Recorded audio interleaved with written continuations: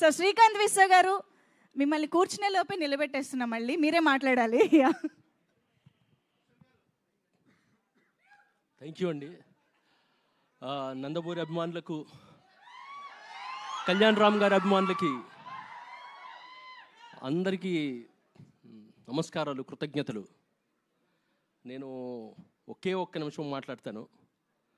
ఈ cinema release తర్వాత box ఆఫీస్ని అర్జున్ విశ్వనాథ్ కంటి సైకిల్ శాసిస్తాయి.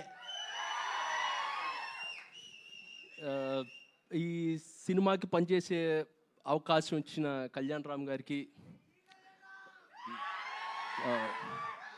ప్రదీప్ గారికి, ప్రొడ్యూసర్స్ అశోక్ గారికి, సునీల్ గారికి, ఈ సినిమాకు పనిచేసిన టెక్నీషియన్స్ రాంప్రసాద్ గారికి, తమ్మిరాజు గారికి, బ్రహ్మ గారికి, అందరికీ కృతజ్ఞతలండి.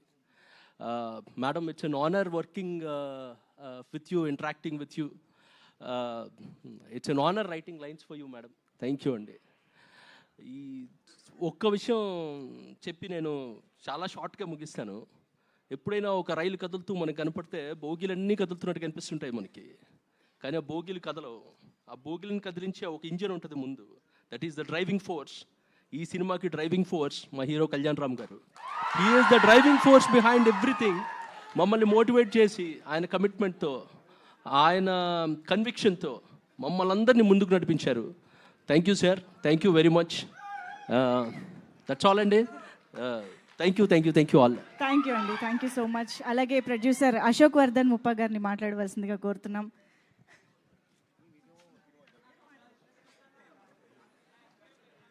హాయ్ అండి. Thank you press media for supporting us.